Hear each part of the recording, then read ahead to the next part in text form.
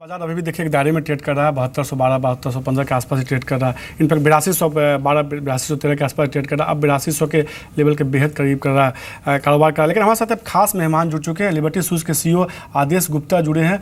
Sir बेहद शुक्रिया जी business को समय देने के लिए।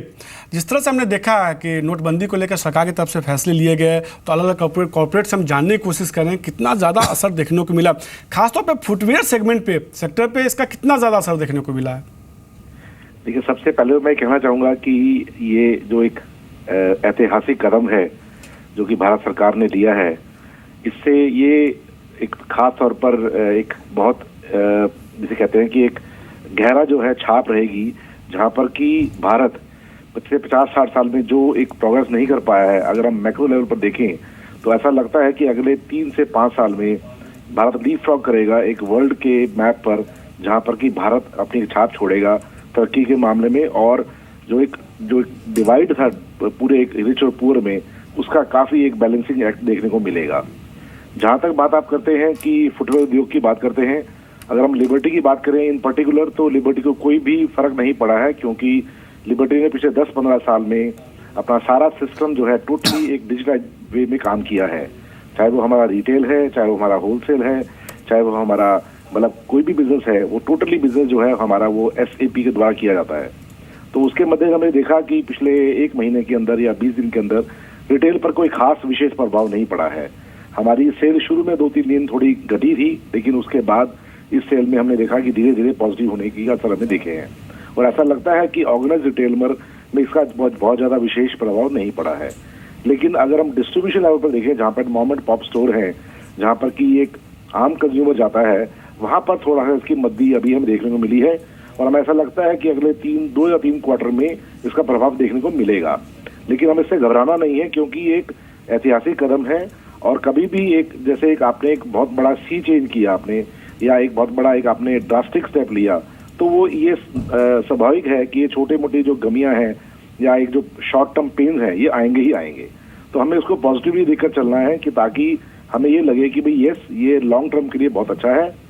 जहां तक फुटवेयर उद्योग की बात करें आप ओवरऑल में, तो हमने अपने जो भी सहयोगियों से बात की है, जो ऑर्गेनाइज रिटेल में काम कर रहे हैं, वहां पर इतना विशेष प्रभाव नहीं है नोटबंदी का। लेकिन जो अनऑर्गेनाइज सेक्टर है, जहां पर चूंकि लेबर इंटेंसिव है, वहां पर थोड़ा सा हमें जो है दिक्कतें महसूस हो रही हैं, क्योंकि कैश की अवेलेबिलिटी ना होने के कारण शायद मजदूर को या जो एक अनऑर्गेनाइज प्लेयर में काम करते हैं, उनको थोड़ी सी एक घबराहट भी है और एक जो है क्या नाम है थोड़ा सा रोष भी है।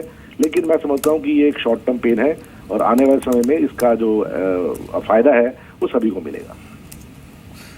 तो सीधे तौर पे लिबर्टी शूज़ के आदेश गुप्ता की तरफ से कि जो सीईओ है वो मानते हैं कि रिटेल कारोबार पर खास असर देखने को नहीं मिला है, और इसका सीधे तौर पे नोटबंदी का स्वागत करते हुए उनको लगता है कि रिटेल सेगमेंट थोड़ा मोड़ा उसका असर देखने को मिलेगा। ओवरऑल बहुत ज़्यादा असर नोटबंदी का देखने को नहीं मिला। लिबर्टी देखिए अभी फ्लैट टू नेगेटिव कारोबार कर रहा है। लेदर स्टॉक्स में क्या राय होगी आपकी?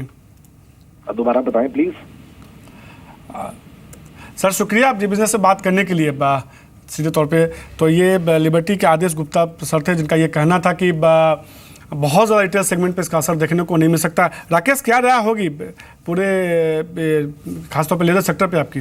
देखिए, लेदर सेक्टर में देखें तो मनीष ऑलरेडी पहले से करेक्शन चल रही थी। लिबर्टी हो, बाटा हो, मिर्ज़ा इंटरनेशनल हो, इन सब के अंदर एक करेक्शन चल रही थी, और सबसे शार्प जो पुल बैक देखने को मिला है मिर्ज़ा इंटरनेशनल में देखने को मिला है। बट ट्रेडिंग के नज़रिए से अगर कुछ बैट करना हो तो मुझे लगता है बाटा में अभी पुल बैक की संभावना बची हुई है।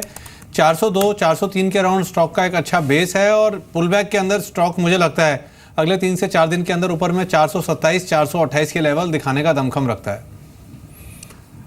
सीधे तौर पे थोड़ी सी कुछ एक ऐसे स्टॉक से जहां मजबूती देखने को मिल सकती है। अब हमारा अभी देखिए कहीं ना कहीं तमाम गोल्ड कंपनी को जो राहत दी गई, उसके बाद तमाम जेम्स एंड ज्वेलरी स्टॉक्स में एक अच्छी मजबूती देखने को मिली। TBJ करीब 12% के आसपास की मजबूती, टाइटन में हम देख रहे हैं करीब 2% के आसपास की मजबूती देखने को मिली। PC ज्वेलर्स भी कहीं ना कहीं थोड़ी देर पहले 2.5% कमजोर था, अब जो है मजबूती देखने को मिल रही है। इसी मुद्दे पर बात करने के हमारे साथ जो है जेम्स एंड ज्वेलरी फेडरेशन के डायरेक्टर अशोक भाई मनीवाला जुड़ चुके हैं। अशोक भाई, कहीं ना कहीं एक बड़ी राहत दी गई है सरकार की तरफ से। ऐसा इश्यू है कि 2012-13 में जब एक्साइज हटाया गया था 2012-13 में, उस वक्त ये एक इश्यू रह गया था गलती से तो ये काफी सालों से हम पीछे के पीछे पड़े हुए थे, गवर्नमेंट को कह रहे थे कि इसको हटाइए, ये कुछ गलती से रह गया है, ये ब्रांडेड कॉइन्स पे नहीं लगता है जब ज्वेलरी पे नहीं लगता था तब। तो आई थिंक बहुत लेट जागे हैं, लेकिन अच्छा है, हम इसको वेलकम करते हैं, अच्छा स्टेप लिया गया है।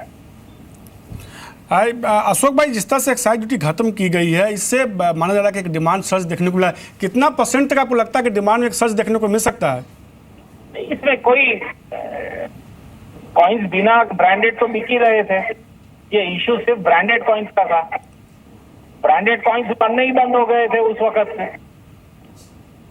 जी, मेरे हिसाब से कोई फर्क नहीं पड़ता है, एक्सेप्ट गवर्नमेंट के जो कॉइन्स थे वो ब्रांडेड रहते थे, इसके सिवा बाकी तो सब स्टैंडर्ड कॉइन्स। जी, शुक्रिया अशोक भाई। तो कहीं ना कहीं कहते हुए कि इसका बहुत ज़्यादा असर देखने को नहीं मिलेगा, लेकिन लगातार उनकी मांग थी तो उनको राहत देने की बात की है।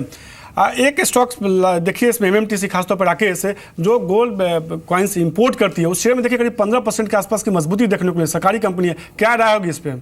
देखिए मनीष, ऑलरेडी काफ़ी बड़ा इजाफा देखने को मिल चुका है और ऊपर में मेरे को लगता है 2-2.5 रुपए की शायद अपसाइड और देखने को मिले। किसी के पास पोजीशन है तो होल्ड कर सकते हैं। नए निवेश की सलाह नहीं दूंगा ट्रेडिंग एंगल से। तो ये कुछ एक ऐसे स्टॉक्स है जिस पर आज के ट्रेड में आप नजर बना के चल सकते हैं। राकेश, आपका बेहद शुक्रिया। कई सारे स्टॉक्स पर हमने चर्चा की।